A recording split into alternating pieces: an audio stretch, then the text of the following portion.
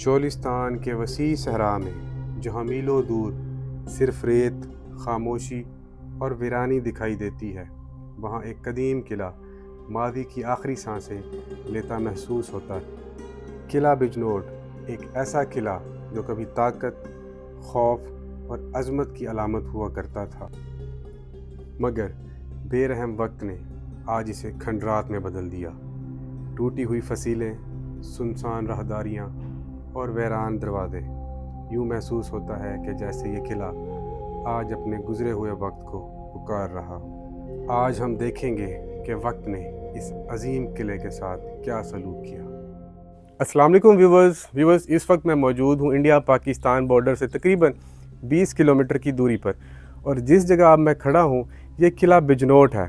और रिवायात के मुताबिक इस किले का कदीमी नाम किला विंजरोट था। आसार कदीमा की किताबों के मुताबिक ये किला एक हिंदू हुक्मरान राजा वंजा या बजा भाटिया ने बनवाया, और इस किले की बुनियाद 1178 ईस्वी में रखी गई। और बाद में एक अफ़गानिस्तान के जंगजू शहाबुद्दीन गौरी ने इस किले पर हमला करके इसको मस्मार कर दिया, और बाद में इसे एक हिंदू राजा कोहड़ के बेटे तनो ने असर नौ तामीर करवाया। वक्त गुजरता रहा और ये किला दोबारा खस्ता हाली और बदहाली की तरफ चला गया, और एक मुसलमान हुक्मरान मोरिया दाद पोतरा ने 1757 में इसे दोबारा से तामीर करवाया। और कई सदियां गुजरने के बाद ये किला फिर से खस्ता हाली का शिकार है। और ये किला बहावलपुर से तकरीबन 160 किलोमीटर की दूरी पर है, और किला डिरावर से 90 किलोमीटर की दूरी पर है। और इसका जो रास्ता है इंतहाई मुश्किल और दुश्वार गुजार रेतीले टीलों पर मुश्तमिल है। और इस किले के करीब एक मकामी आबादी आबाद है जिसे बिजनोट गांव कहा जाता है, और इस बिजनोट गांव के करीब ही ये तारीखी किला बिजनोट वाक़या है। आइए इस किले के अंदर चलते हैं और देखते हैं कि वक्त ने इस तारीखी किले को किस हाल में छोड़ा है। बस ये किले का दाखिली दरवाज़ा है, और काफ़ी बड़ा ह्यूज दरवाज़ा है ये। और कहा जाता है कि इस किले के ऊपर 3 कमरे मौजूद थे, लेकिन अब उसमें से काफ़ी सारे टूट फूट का शिकार हैं। मज़ीद अंदर चलकर देखते हैं। अभी यहाँ पर दरवाज़ा मौजूद नहीं है, और वल्लाहु आलम वो लकड़ी का होता था या लोहे का होता था, लेकिन इसकी छत पर आप अभी देख सकते हैं, ये देखिए ये लकड़ी के आसार आपको नज़र आ रहे हैं। इसका मतलब है कि इन पत्थरों को, इन ईंटों को लकड़ी से सपोर्ट की गई थी। देखिए अभी भी ये कुछ पत्थर टूट कर नीचे गिरे हुए हैं, ये देखें।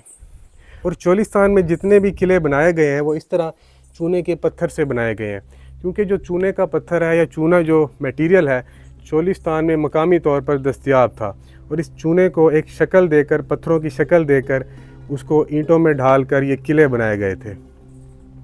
और इस किले के अंदर हम जैसे दाखिल होंगे, दाएं और बाएं आपको 2 बुर्ज नज़र आएंगे, लेकिन अभी फ़िलहाल ये बुर्ज जो है चमगादड़ों की आमाज गए। ये देखें, ओए होए, बड़े काफ़ी चमगादड़ नज़र आ रहे हैं। और कहा जाता है कि अगर इन चमगादड़ों को तंग किया जाए तो ये आप पर हमला भी कर सकती हैं। तो लिहाजा मैं यहाँ पर अभी शोर नहीं करूँगा, आराम से आगे निकल जाते हैं। तो ये हम ऊपर कमरों की तरफ जाते हैं।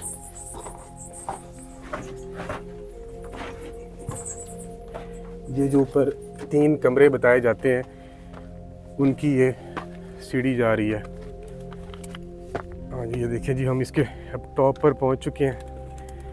ये टॉप से इस किले का नज़ारा, जैसे मैंने आपको पहले बताया कि 1971 की जंग के बाद इस किले की जो हालत है वो कुछ देखने लायक नहीं है। ये मेरे सामने इंडियन बॉर्डर तकरीबन 20 से 22 किलोमीटर दूर है। अगर रात को हम इस जगह खड़े हों तो सामने आपको लाइटें नज़र आएंगी इंडियन फैंस की।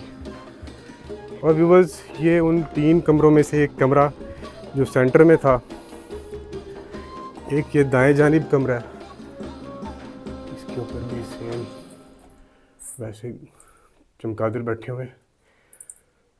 और ये देखें, ये जंगली कबूतर का घोंसला, बच्चे भी हैं इसमें। और ये देखें, ये भी जंगली कबूतर के बच्चे। ये देखिए, आप आवाज़ सुन सकते होंगे इन चमगादड़ों की। तो व्यूअर्स, इसका मतलब है कि ये जो किला है इस सहरा में इन वाइल्ड लाइफ को फ़ायदा दे रहा है। अच्छा व्यूअर्स, आप ये शोर सुन रहे होंगे, इसका मतलब है कि ये जो चमगादड़ है गुस्से का इजहार कर रहे हैं। मैं यहाँ से निकलता हूँ, ये ना हो कि ये मुझ पर हमला कर दें। और ये सेंटर वाला कमरा, ये देखिए इस तरह चूने से नक्शो निगारी की गई है।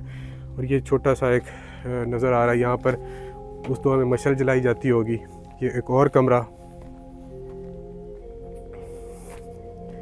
ये उस मेन गेट का बाएं जानिब वाला हिस्सा। ये देखिए एक ये बड़ा बुर्ज था, एक ये आप सामने आपको नज़र आ रहा है ये वाला कॉर्नर, और इधर एक ये कमरा है। और बस बताया जाता है कि इस किले में 2 ज़ेरे ज़मीन तालाब बनाए गए थे, क्योंकि रेगिस्तान में हमेशा खुश्क साली होती है और जब बारिशें होती हैं तो उन तालाबों में पानी इकट्ठा होता है। तो आज से कई सालों पहले भी ज़ेरे ज़मीन तालाब बनाने का रिवाज था, जिसको मकामी तौर पर अब ये कुंड कहते हैं। बड़ा मुश्किल रास्ता है। अच्छा व्यूअर्स, जितनी मुश्किल हमें इस किले पर पहुंचने में हुई है, उतनी ही मुश्किल इस किले को एक्सप्लोर करने में हो रही है। ये फिर हम उस जगह पर आ गए हैं, लेकिन यहाँ पर चमगादड़ परेशान कर रहे हैं और चमगादड़ समझ रहे होंगे कि हम उनको परेशान कर रहे हैं। ये देखिए काफ़ी सारे चमगादड़ बैठे हैं।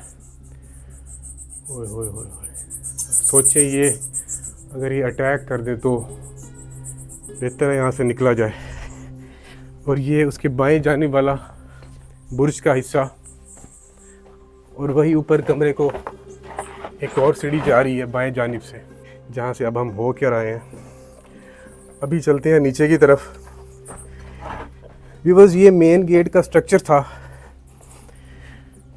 और मेन गेट के बाद अब हम इस किले के सहन में पहुंच जाएंगे, अहाते में पहुंच जाएंगे।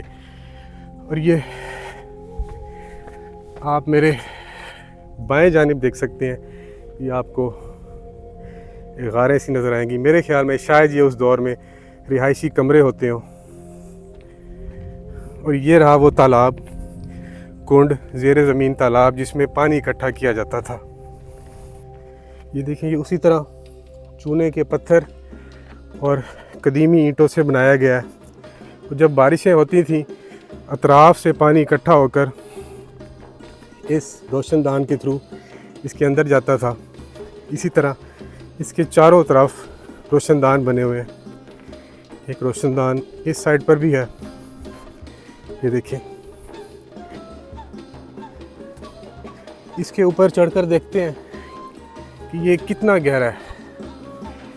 वैसे ये ख़तरे से खाली नहीं होगा कि हम इसको देखें, क्योंकि ये गिर भी सकता है, बहुत पुराना है। ठीक है जी, तकरीबन 2 सेकंड बाद पत्थर गिरने की आवाज़ आई है। इसका मतलब है ये जो अंडरग्राउंड पॉन्ड है काफ़ी गहरा है। और उसके बाद ये कमरे बने हुए हैं। चलिए व्यूअर्स, ये देखिए, मैं आपको एक और चीज़ दिखाता हूँ, अगर आपको शायद नज़र आ रही हो। ये देखिए, ये लोमड़ी। तो शुरू में मैं कह रहा था कि इस किले ने सहराई जो वाइल्ड लाइफ है उसको पनाह दी हुई है, उसकी हेल्प कर रही है। ये देखिए एक और उसकी निशानी।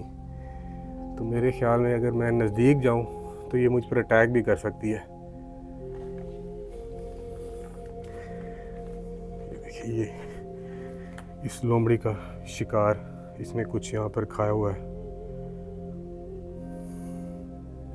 ये देखिए, यहाँ पर भी हड्डियाँ पड़ी हुई हैं। क्योंकि ये दूर दराज इलाका है, यहाँ पर इंसान बहुत कम ही आते हैं, तो इसलिए यहाँ वाइल्ड लाइफ जो है इजीली इस किले में घूमती फिरती रहती है। और इस किले का एक और अंडरग्राउंड जो तालाब था, ये देख सकते हैं आप।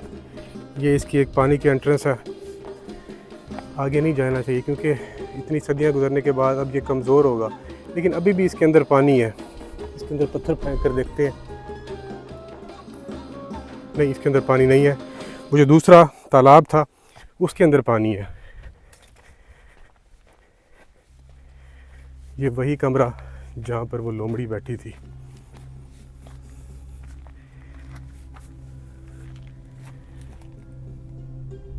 ये देखिए, तो मेरे ख्याल में हमें इसको परेशान नहीं करना चाहिए। जिस मकसद के लिए मैं आया हूँ वो करते हैं और यहाँ से निकलते हैं। व्यूअर्स, इस तरह के जो किले थे चोलिस्तान सहरा में सैकड़ों की तादाद में मौजूद है और इनका मकसद था यहाँ पर ट्रेड रूट की हिफाजत करना, जो काफ़िले गुज़रते थे उनसे टैक्स वसूल करना और उनको यहाँ पर रेस्ट का एक मकाम फराहम करना।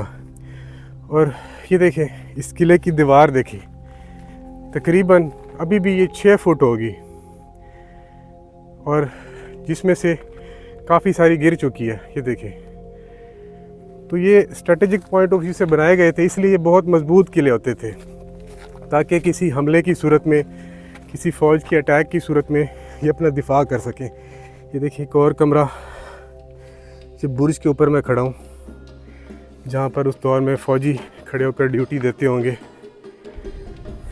इस टाइम मैं इस किले की दीवार पे चल रहा हूँ और थोड़ी दूरी बाद, थोड़े फासले बाद इस तरह के बुर्ज बनाए गए हैं। बुर्ज तो एक इन दीवारों को सपोर्ट देते थे, दूसरा इन बुर्जों पर फ़ौजी खड़े होकर दूर दूर तक नज़र रखते थे और पहरा देते थे। ये देखिए, अभी एक बुर्ज पर मैं चढ़ गया हूँ और यहाँ से पूरे सहरा का आप नज़ारा देख सकते हैं। और इस किले के बिल्कुल पीछे ये बताते हैं एक कदीम कब्रिस्तान है इस किले के ही दौर का, और इसमें काफ़ी कदीम कब्रें अब भी मौजूद हैं। वैसे तो मकामी आबादी ने भी यहाँ पे अपने वारिसान को दफनाना शुरू कर दिया, लेकिन इस किले के साथ अभी भी उस किले के दौर से वाबस्ता लोग दफन हैं। तो ये चारों तरफ यही हाल है, किला टूट फूट का शिकार है। कोई हिस्सा जो है साबित नहीं है, या कोई ऐसा हिस्सा नहीं है जिसको हम कह सकें कि ये रिपेयर हो जाएगा। जिस तरह बाकी किले रिपेयर हो रहे हैं, तो इस किले को रिपेयर किया जाए तो कुछ ना कुछ इसकी ओरिजिनल शेप में लाया जा सकता है। लेकिन अगर हम कहें कि इसको अपनी पुरानी हालत में लेकर आएँ, उसके लिए करोड़ों और अरबों रुपए चाहिए। अभी ये किले के सहन में मैं फिर रहा हूँ।